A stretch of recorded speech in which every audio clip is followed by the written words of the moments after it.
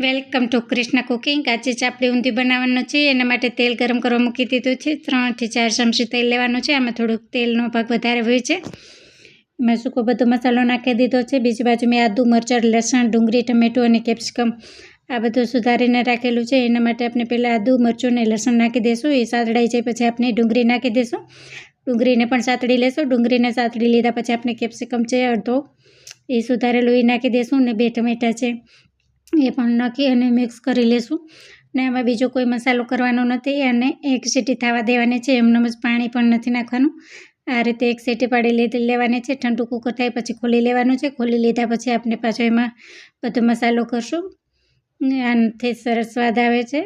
આ રીતે તમે કરો છો કે નહીં તે મને કમેન્ટ કરજો। એમાં આપણે બધો મસાલો કરી લેશું। આ ચટણી, લાલ મરચું પાવડર મતલબ હળદર અને મીઠું સ્વાદ અનુસાર નાખી અને બધું આપણે મિક્સ કરી લેશું।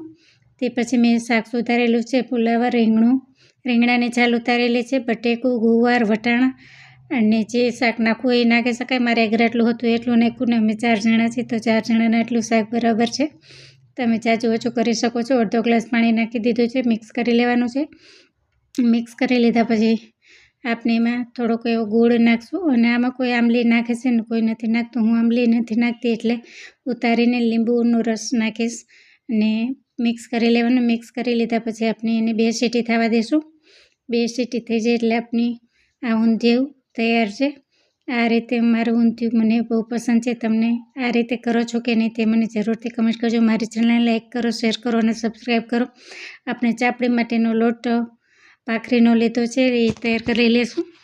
એમાં મીઠું નાખેલું છે, તલ છે સફેદ અને તેલ મુઠ્ઠી પડતું મોણ લેવાનું છે એટલે સરસ ક્રિસ્પી આપણી થશે ચાપડી। એના માટે આપણે ગરમ પાણીથી લોટ બાંધી લેવાનો છે। ભાખરીથી શેષ કઠણીઓ થોડું થોડું પાણી નાખતું જવાનું છે અને લોટ બાંધતું જવાનું છે।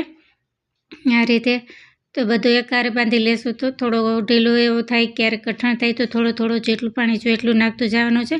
પછી આપણે બધી થોડો રોટલીથી એટલો મોટો લુવો લઈને આ રીતને રોટલીનો લુવો કરી એ રીતને લઈ અને પ્રેસ કરીને આપણે આ ચાપડી બધી તૈયાર કરી લેશું।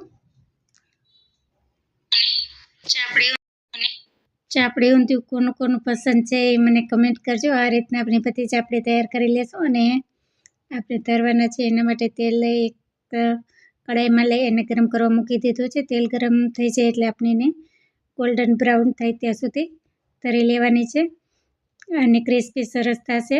મોણ તેલનું નાખેલું છે એનાથી બહુ એકદમ ફૂલ તેલ નથી રાખવાનું, મીડિયમ જ રાખવાનું છે એટલે અંદર કાચી ન રહી અને ઉપરથી કડક અને અંદરથી ક્રિસ્પી એવી સરસ આપણી આ ચાપડી તૈયાર છે। અને આમાં ઊંધિયામાં મેં ગોળી નાખેલી છે, કોઈ નાખે છે અને કોઈ નથી નાખતું। નાખવું હોય તો નાખી શકાય, નકર સ્કીપ પણ કરી શકો છો। આ રીતે આપણું ચાપડી અને ઊંધિયું તૈયાર છે। ચાલો બધાય જમવા।